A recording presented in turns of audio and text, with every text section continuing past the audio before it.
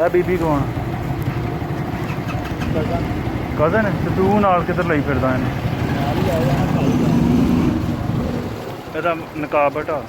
ਇਧਰ ਨੂੰ ਕਰ ਬੀਬੀ ਮੂੰਹ। ਆਹੋ ਇਹਦੇ ਘਰ ਵਾਲਿਆਂ ਨੂੰ ਬੁਲਾ। ਉਹ ਦਾੜੀ ਉੱਗੀ ਵੇ, ਬੰਦਾ ਹੈ। ਕੁੜੀ ਦੂਸਰਾ ਥੱਲੇ ਆ। ਥੱਲੇ ਆ। ਲਾ ਮਹੂਰ ਦੋ। ਕਿੱਥੋਂ ਭਾਈ? ਹੈਲੋ ਉਹ ਇਧਰ ਆ ਭਾਈ।